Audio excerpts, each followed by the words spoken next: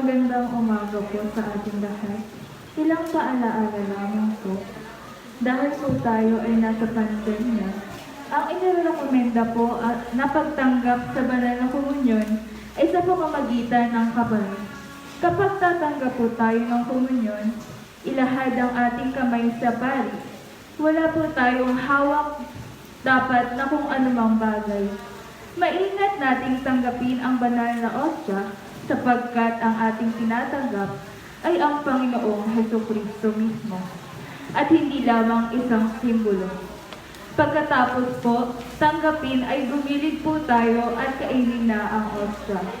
Siguraduhin po na walang natirang maliit na butil ng osya sa ating mga kamay sapagkat nariyan po ang ating Panginoon. Pagkatapos po kainin ay maaari na pong bumalik sa upuan at magdasal ng kaimtim. Maraming salamat po.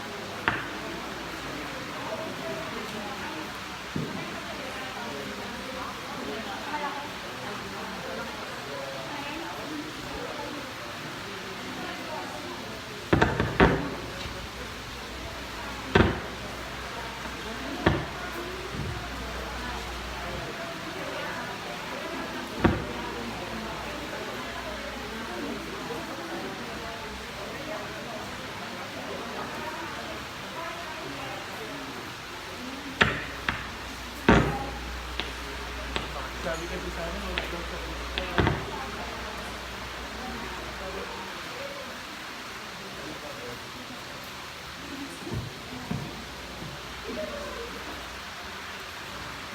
Magandang umaga po sa ating lahat.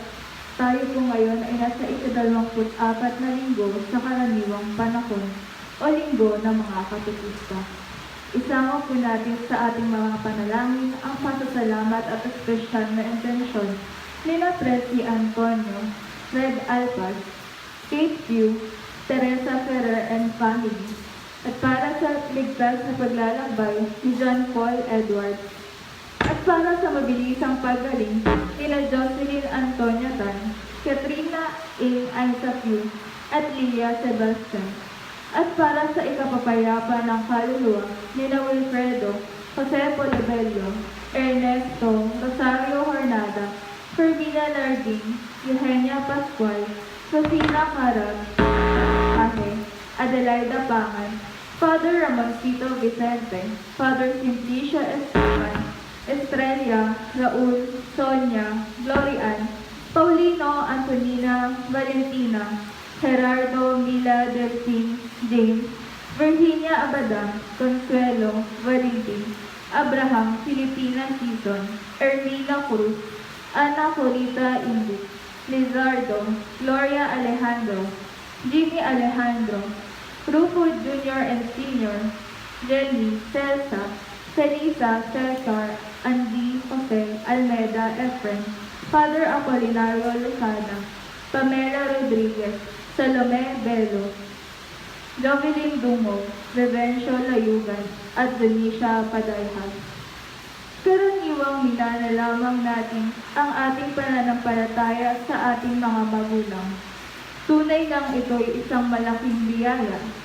Ibinahagi nila ang pananampalatayang batid nilang makabubuti para sa atin. Gayunpaman, hinahamon tayo ng Panginoong Hesus na angkinin at panindigan ang pananampalatayang ito. Hindi tayo maaaring mapako sa isang hiram na pananampalataya. Kailangang tumugon tayo sa hamon ni Jesus na kilalanin siya at higit sa lahat, harapin ang krus sa ating buhay. Bilang panimula po ng ating misa, magsisalita po tayo lahat.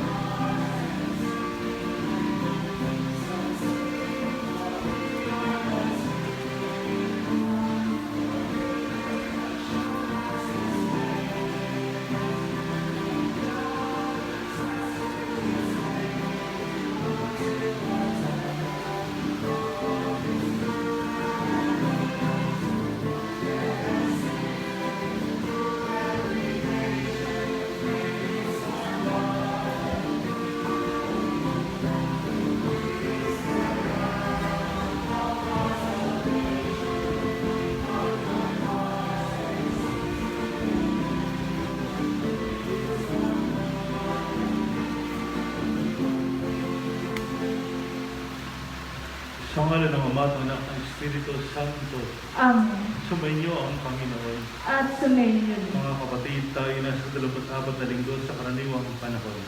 At upang maging marapat dapat tayong gumanap sa pagdiriwang na ito, manahimik tayo sa mandali at suriin natin ang ating mga sarili.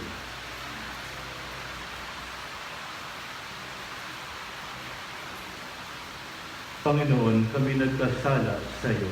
Panginoon, kaawaan mo kami. Kaya naman, Panginoon, ipakita mo na ang pag-ibig mong wagas. Kami ay lingapin at sa mahirapan ay iyong iligtas. Kaawaan tayo ng mga pangyarihang Diyos, patawarin tayo sa ating mga kasalanan at patnubayan tayo sa buhay na walang hanggan. Amen.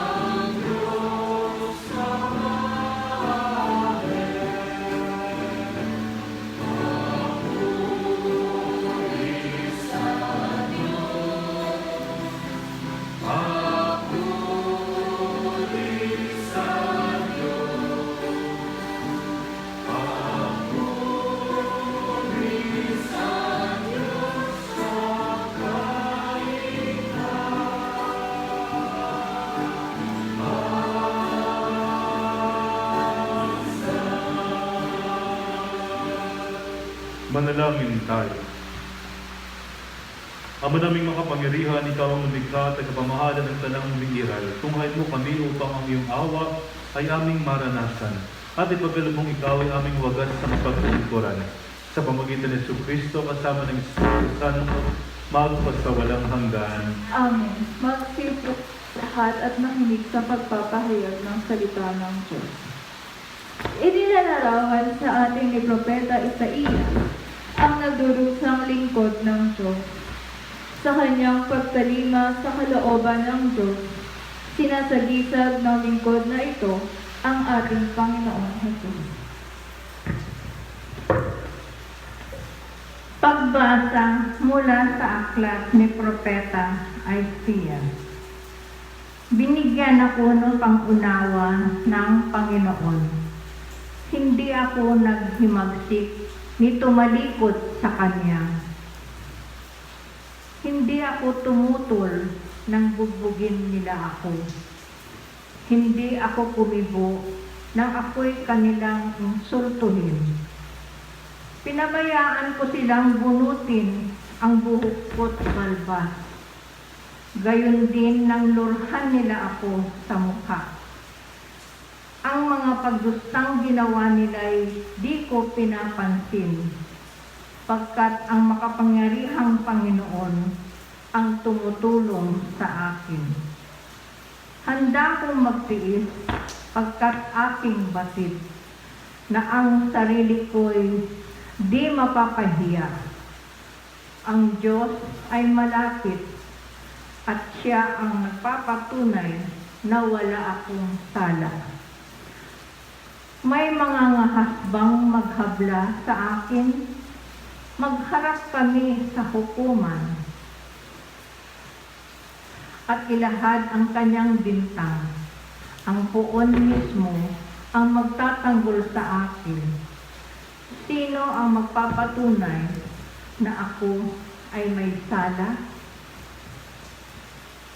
Ang salita ng Diyos. Salamat sa Diyos.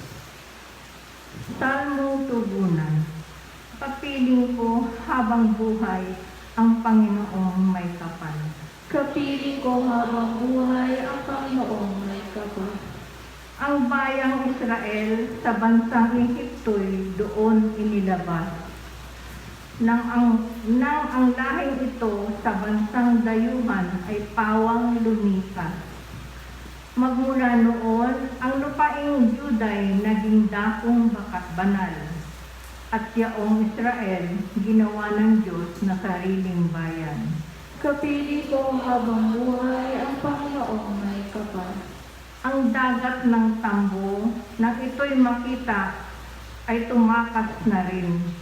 Magkabilang panig ng ilog ng Jordan, noon ay humintil. Maging mga bundok, katulad ng tupa, ay pawang nanginig.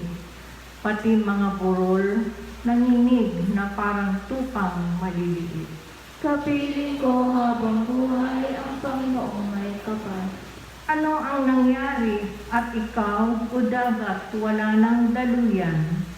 Ikaw na may Jordan, bakit ang tubig mo'y hindi na dumaloy? Kayong mga bundok, nanginginig, kayong tupa ang kapara, at ang mga bundok, natakot na parang maliit na tupa. Kapiling ko habang buhay ang Panginoong may kapal. Ikaw, o daigdig, ngayon ay nanginig sa harap ng Diyos. Dapat kang matakot sapagkat darating ang Diyos ni Jacob. Siyang sa dalisdis ay nagpapabukal ng saganang tubig at magmula roon ang tubig na ito ay magiging bati. Kapiling ko habang buhay ang Panginoong may kapal. Sinasabi ni Apostol Santiago na laging kaakibat ng dalisay na pananampalataya ang mabuting gawa. Hindi sapat na hangarin lamang ang kabutihan ng kapwa. Higit na mahalagang tugunan ang pangangailangan nila. Pagbasa mula sa sulat ni Apostol Santiago. Mga kapatid, Ano ang mapapala ng isang tao kung sabihin man niyang siya ay may pananampalataya, ngunit hindi naman niya pinatutunayan sa gawa? Maliligtas ba siya ng gayong pananampalataya? Halimbawa, ang isang kapatid ay walang maisuot at walang makain. Kung sabihin ng isa sa inyo, patnubayan nawa ng Diyos, magbihis ka at magpakabusog, ngunit hindi naman siya binibigyan ng kanyang kailangan. May mabuti bang maidudulot sa kanya iyon?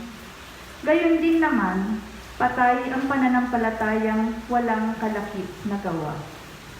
Ngunit may nagsabi, may pananampalataya ka at may gawa ako. Sagot ko naman, ipakita mo sa akin ang iyong pananampalatayang walang kalakip na gawa, at ipakikita ko naman sa iyo sa pamamagitan ng aking magagawa ang aking pananampalataya. Ang salita ng Diyos. Salamat sa Diyos. Magsitayo po tayong lahat.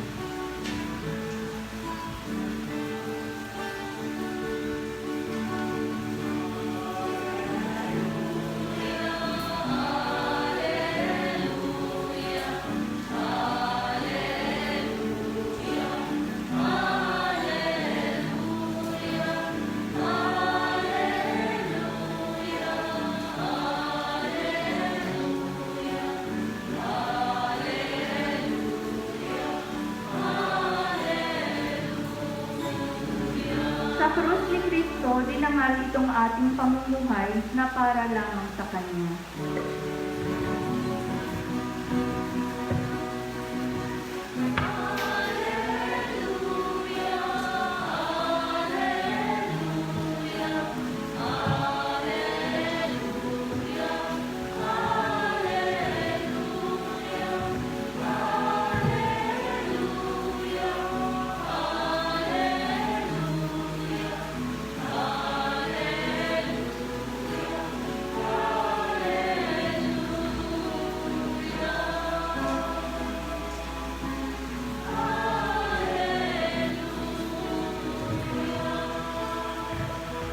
Sumainyo ang Panginoon. Ang mabuting balita ng Panginoon ayon kay San Marcos. Papuri sa iyo, Panginoon. Noong panahon yun, si Jesus kasama ang kanyang mga alagad ay nagtungo sa nayon ng Cesarea, sakop ng Filipo. Samantalang sila ay naglalakbay, tinanong niya ang kanyang mga alagad, sino raw ako sa mga tao? Sumagot sila, ang sabi ng ilan ay si Juan Bautista kayo. Sabi ng ilan, si Elias kayo. At may nagsabi pang isa kayo sa mga propeta. Kayo naman, ano ang sabi ninyo, sino ako? Tanong niya, kayo ang Kristo. Tugon ni Pedro, huwag ninyong sasabihin kanino man kung sino ako. Mahigpit na utos niya sa kanila. Mula noon na pinaalam na ni Jesus ang kanyang mga alagad na ang anak ng tao ay dapat magbata ng maraming hirap. Siya itatakbo ng matatanda ng bayan, ng mga punong saserdote at ng mga eskriba at ipapapatay. Ngunit ang ikatlong araw muli siyang mabubuhay. Maliwanag na sinabi niya ito sa kanila. Kaya't niyaya siya ni Pedro sa isang tabi at sinimulang pagsabihan. Ngunit tumarap si Jesus sa kanyang mga alagad at pinagwikaan si Pedro. Lumayo ka, Satanas! Ang iniisip mo'y hindi sa Diyos kundi sa tao. Pinalapit ni Jesus sa mga tao pati ang kanyang mga alagad at sinabi, kung ibig din namang sumunod sa akin, limutin niya ang ukol sa kanyang sarili. Pasalin ang kanyang krus at sumunod sa akin. Ang naghahangad na maligtas ang kanyang buhay ay siyang mawawalan nito. Ngunit ang mag-aalin ng kanyang buhay, alang-alang sa akin at sa mabuting balita, ay siyang magkakamit niyon. Ang mabuting balita ng Panginoon. Pinupuri ka namin, Panginoon. Magandang umaga po sa inyong lahat. Muli po, nasa 24 na linggo tayo sa karaniwang panahon at binibigay sa atin ng simbahan ang isa sa mga napakahalagang account sa ating Biblia na matatagpuan kay San Marcos. Mahalaga ito sa katunayan, nilagyan pa ito ng lugar na para bagang espesyal ang pagkakataong pag-uusap na ito ni Jesus at sa kanyang mga alagad at mga sumusunod sa kanya. Kasi naalala kung saan ito nangyari. Nabanggit dito na nung papunta sila sa nayon ng Cesarea, ito ang nangyari. Bago sila nakarating doon, ay mayroong dialogue kung bagang nangyari. At ano yung simulang pag-uusap? Tinanong ni Jesus kung sino raw siya ayon sa mga tao. Actually, sa Ebanghelyo ni San Marcos, matatagpuan din na nagtatanong kung sino si Jesus. At ang sagot doon ay matatagpuan sa halos kalagitnaan ng kanyang Ebanghelyo na ating narinig at nabasa ngayong linggong ito. Ano ang sagot nila sa tanong ni Jesus na sino raw ako ayon sa mga tao? Ang sabi ng ilan ay si Juan Bautista kayo. Ang iba naman ay nagsasabing si Elias kayo.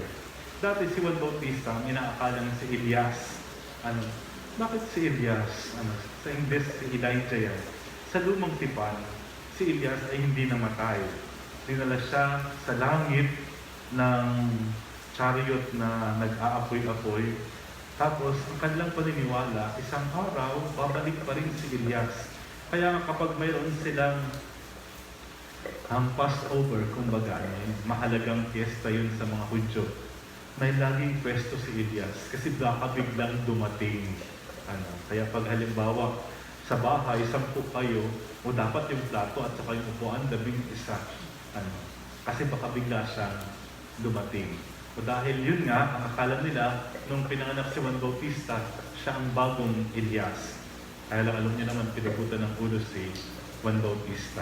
Kaya, ang akala naman nila, si Jesus ngayon ang bagong Juan Bautista at bagong Elias. Isa siya sa mga propeta, sabi naman ng iba. Pero mula ron sa tanong na sino raw ako ayon sa mga tao, tumungo si Jesus dun sa tanong na kayo naman, ano ang sabi ninyo? Sino ako? Na para ba pinapaalala ni Jesus na mas mahalaga siyempre yung personal na pagkakakilala kay Jesus. Kung tatanungin tayo, sino si Jesus sa atin?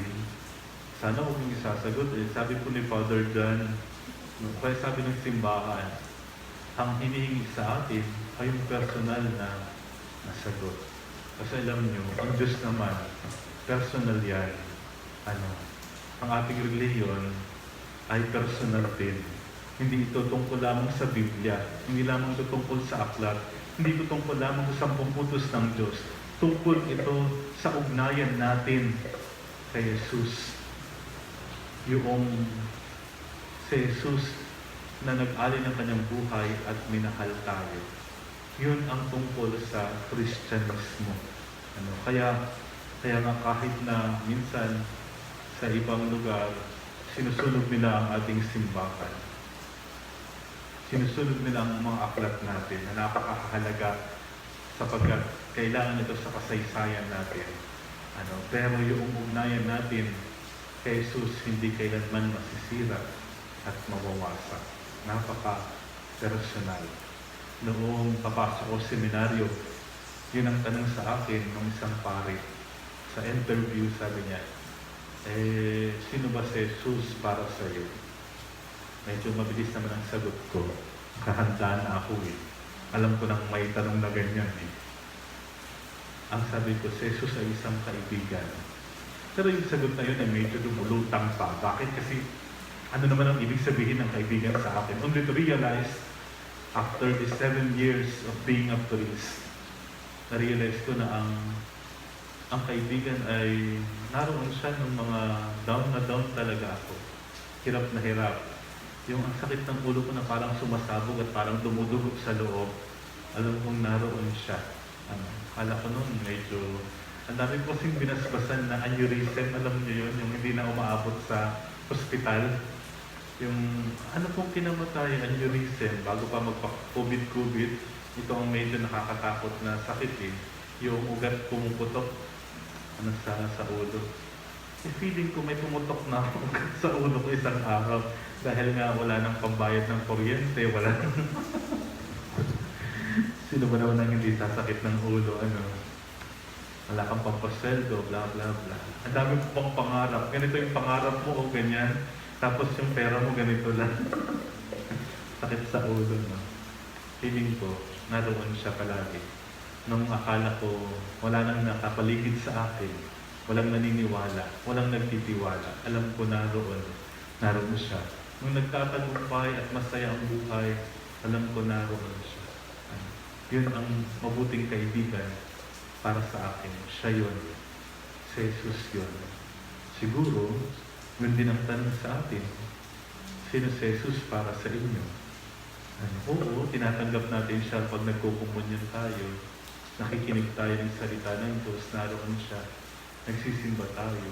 Pag naglilimus tayo, nakikita natin si Jesus sa ating kapwa. Pero sino siya talaga para sa atin? Yung personal na tanong ay nangangailangan ng personal na sagot. No copying. Walang mangungok dyan. Maaaring parehas ang sagot, pero magkaiba tayo ng kung anong ibig sabihin ngayon. Napaka-personal.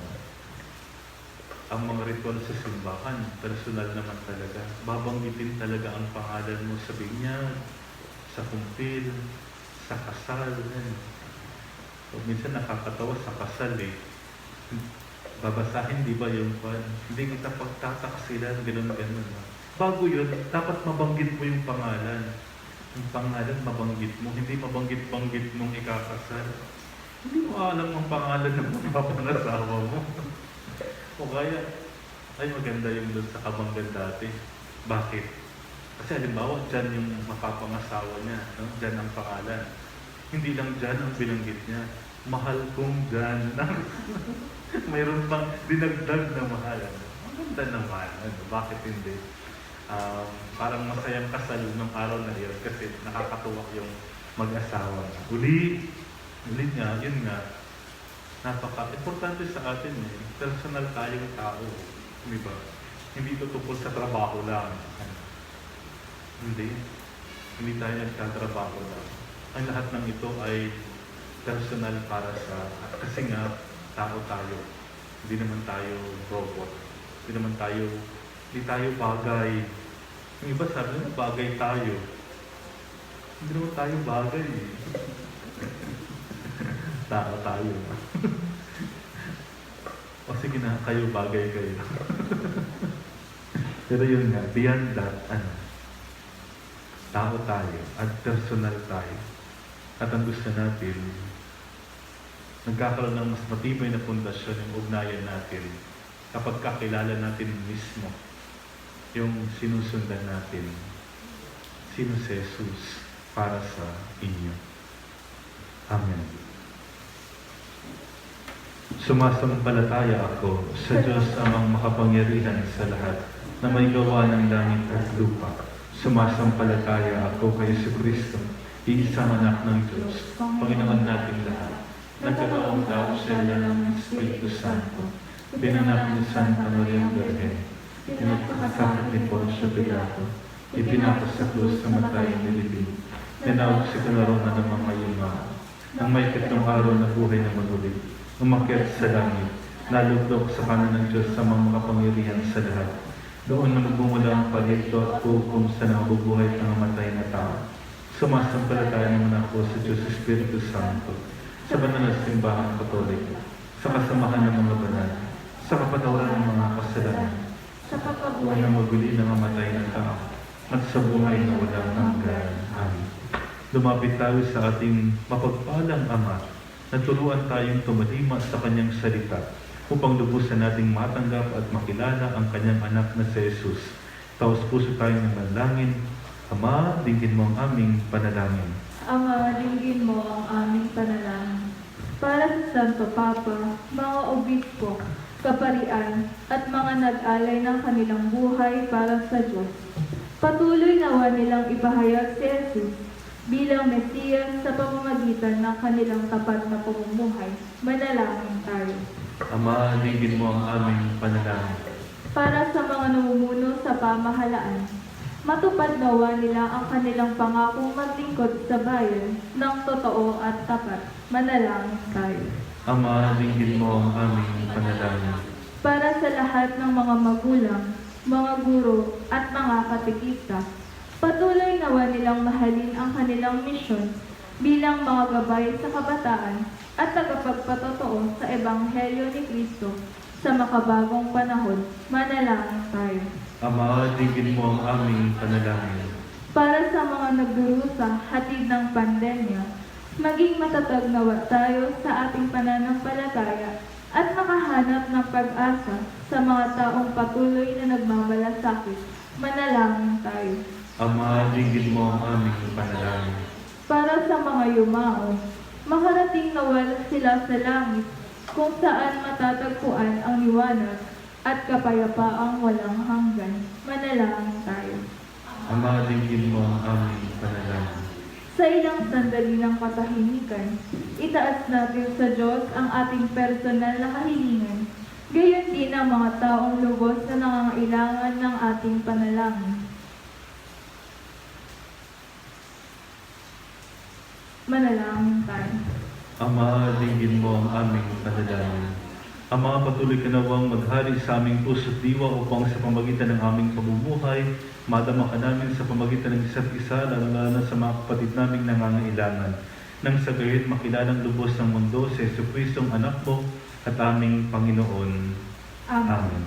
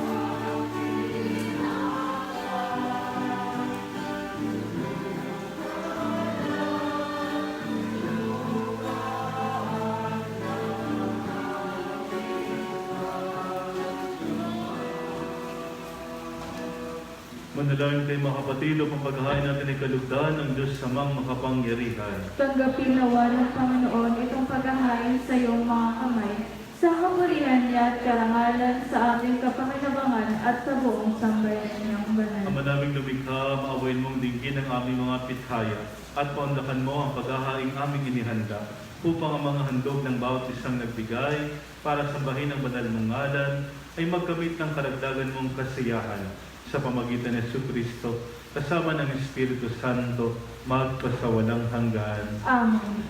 Sumainyo ang Panginoon. At sumayin niyo. Itaas sa Diyos ang iyong puso at diwa. Itinaas na namin sa Panginoon. Pasalamatan natin ang Panginoong ating Diyos. Marapat na siya'y pasalamatan.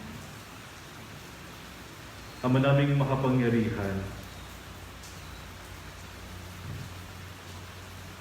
tunay ngang marapat na ikaw ay aming pasalamatan. Nasa iyo ang aming buhay, pagkilos at pag-iral. Sa pamumuhay namin araw-araw, tinatamasa namin ang iyong pagmamahal. Sa pag-ibig mong pinundan sa katauhan, ang Espiritu Santo ay unang-aning bigay ng anak mong naglagak sa amin ng katayakang nakalaan mabuhay kami sa piling mo kailanman. Kaya kaisa ng mga anghel nagsisawad ng papuring sa iyo, nang walang humpay sa kalangitan, kami nagbubunyi sa iyong kadakilaan.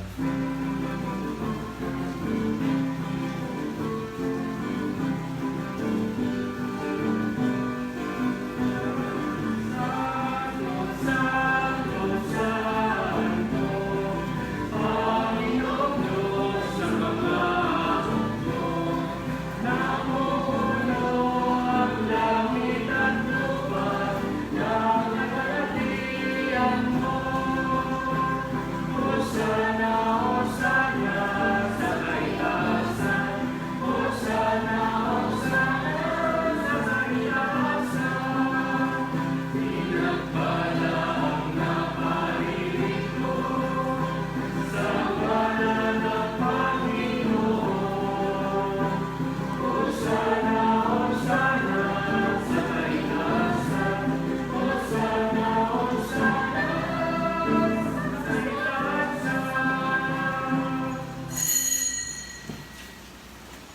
Ama naming banal, ikaw ang bukal ng tanang kabanalan kahit sa pamagitan ng Espiritu kay banal ang mga kaloob na ito upang para sa aming maging katawan at dugo ng aming Panginoong Hesus Kristo. Bago niya pinagtiis ang kusang loob na maging handog, ginawa kanyang tinapay. Pinasalamatan kanya, pinaghati-hati niya yun. Inabot sa kanyang malagad at sinabi, tanggapin niyong lahat ito at kanin, ito ang aking katawan na ihahandog para sa inyo.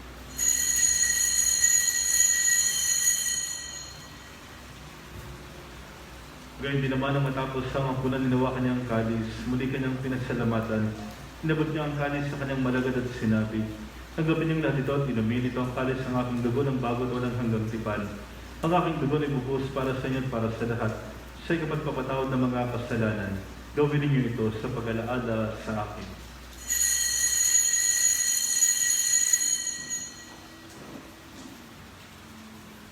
Ipagpunyi natin ang misteryo ng pananampalataya.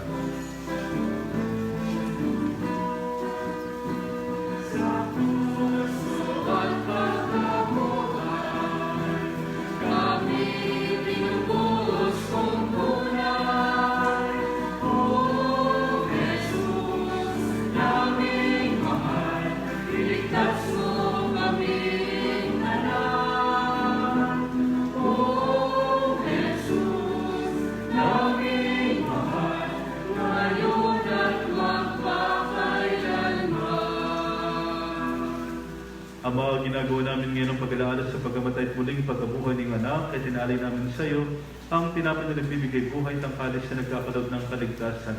Kami nagpapasalamat dahil kami yung minarapat na tumayo sa harap mo para maglingkod sa iyo.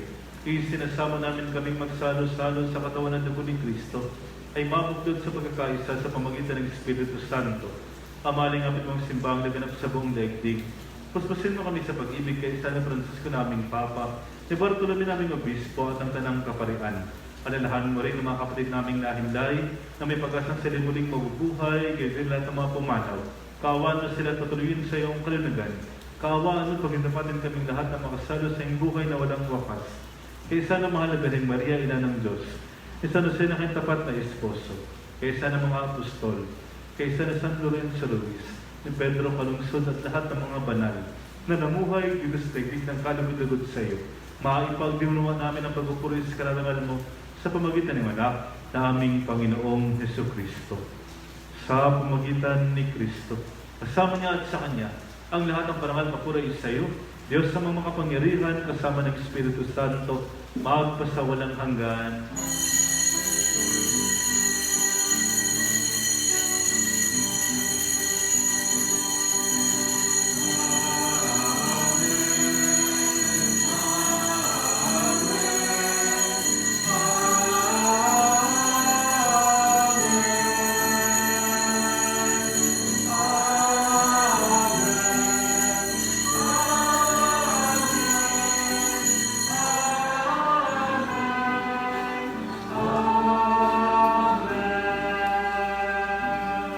Tawagin nating Ama, ang Diyos nating mapagkalinga.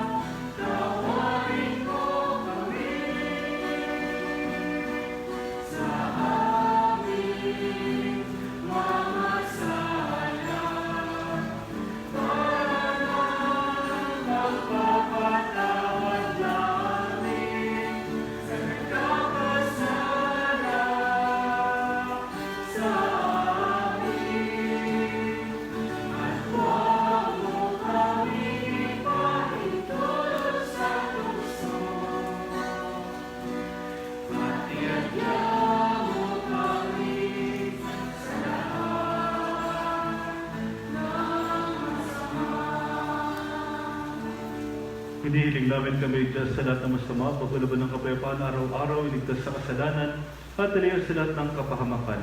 Samantalang aming pinananabikalan, dakilang araw ng pagkapahayag ng tagapagligtas naming sa Yesu Kristo.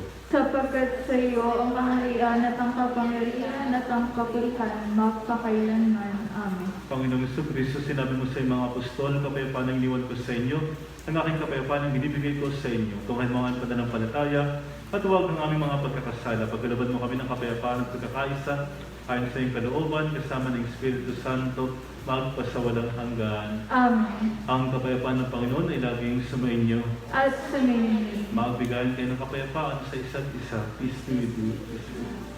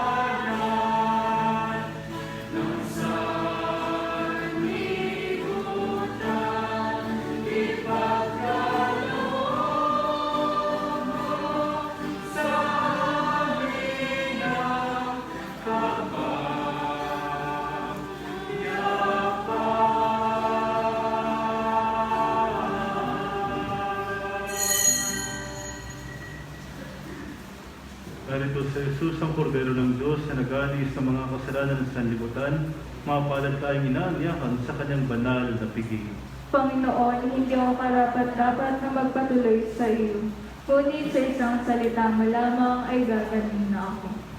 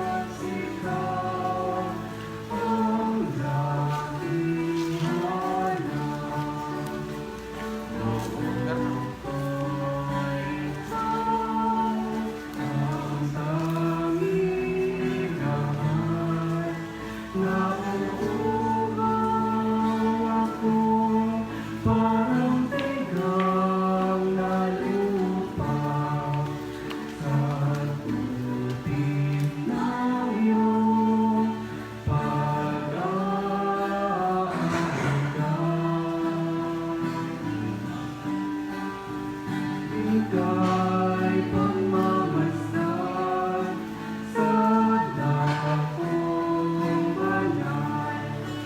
Nang makita ko ang iyong paglalaan, dadalangin nakataas sa aking kamay, magdadala na awit ng ako'y alay. Ngunit ako'y ito habang nahihimlay, pagkat ang tulong mo sa tuwing ay galay, sa lilim ng iyong mga umaawit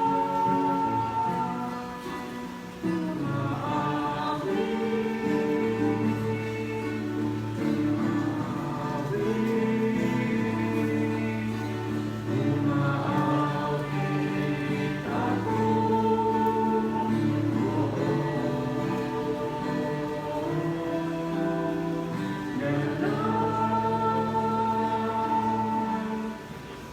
Manalangin tayo. Ama naming mapagmahal, ang aming kalooban naway pagharian ng aming tinanggap na pakikinabang upang huwag ang diwa namin ang umiral kundi ang bunga ng pagdiriwang ang laging manangmayani sa amin sa pamagitan ng Kristo kasama ng Espiritu Santo magpasawalang hanggan. Amen. Magsipo tayo at panoorin natin ang video.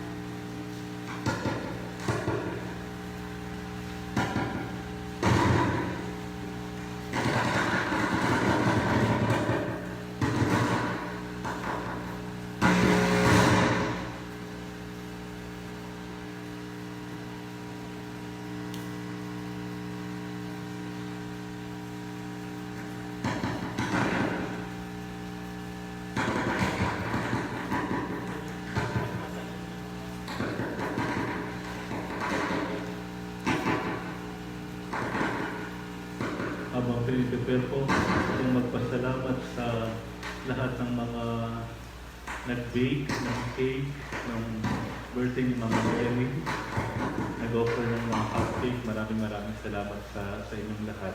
Patuloy nawa kayong sumuporta sa lahat ng programa ng ating Garden of Prayer. Katulad ng video lang talaga siya.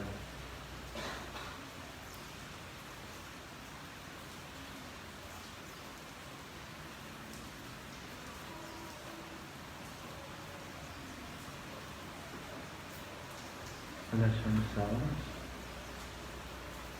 Season of Creation 2021.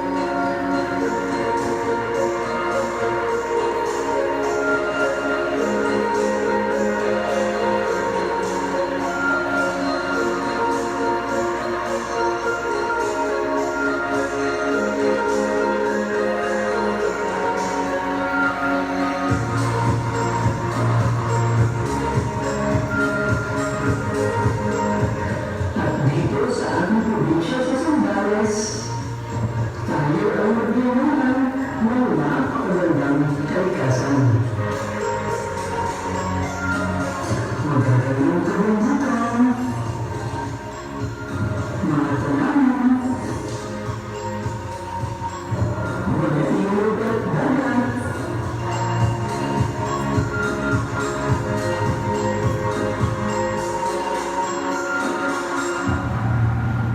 kaya hindi naman talaga nakapagtataka na tayo ay dinarayo ng mga turista mula sa iba't ibang bayan at mga probinsya.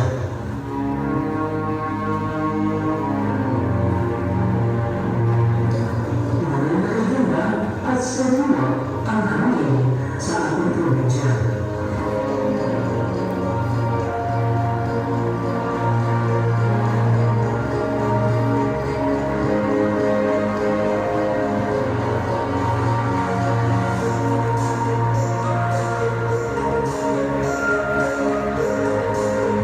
Ngunit ang kagandahan nito ay mananatili lamang ng isang alaala dahil sa iba't ibang banta sa ating kalikasan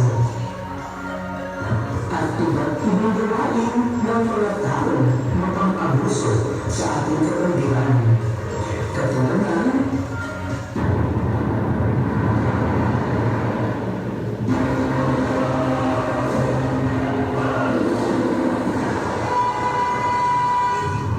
pagmimina,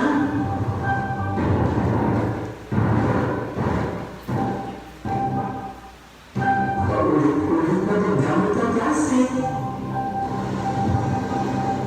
hindi gusto pagtapon ng basura, pagpuputol ng puno,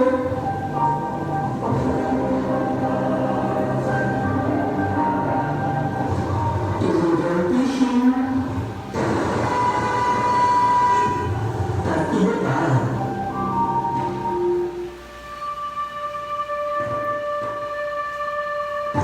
Huwag na natin paghintayin na maraming buhay ang mawala, mga kabuhayan at ari-arian na masira bago tayo tuluyang matauhan.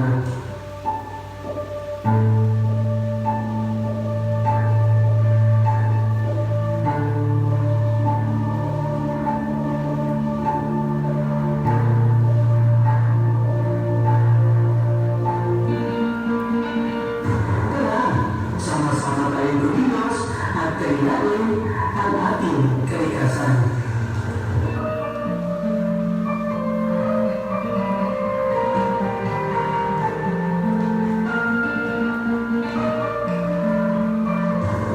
Pag-ibayunin ang pagtatanim ng mga puno,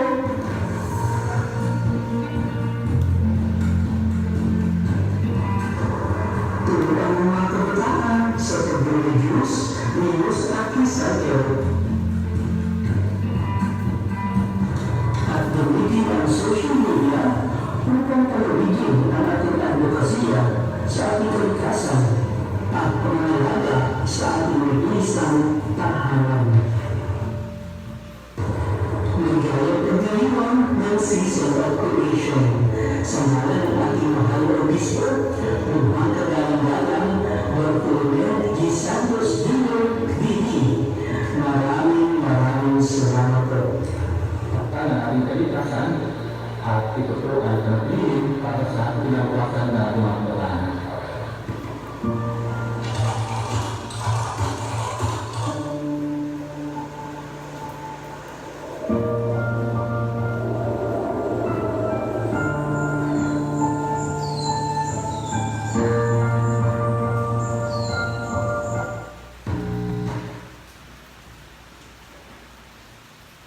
Okay.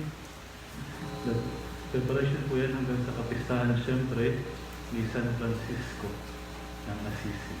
Magsitay na po tayong lahat at magpasalamat tayo sa Diyos.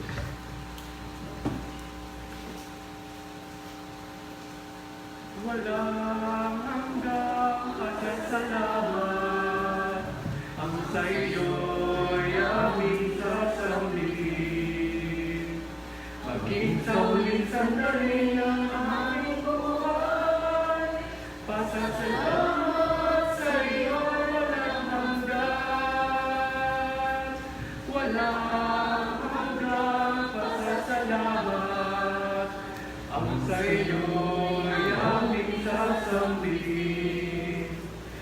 maging sa huling sandali ng aming buhay. Pasasalamat sa iyo, pasasalamat sa iyo, pasasalamat sa iyo, walang hanggan. Sumayin niyo ang Panginoon. At sumayin. At pagpalain kayo ng mga Panginoon Diyos ng Ama, at ng Anak, ng Espiritu Santo. Amen. Tapos ng ating madalang misa, mayroong taglay kapayapaan ni Kristo. Salamat sa Diyos.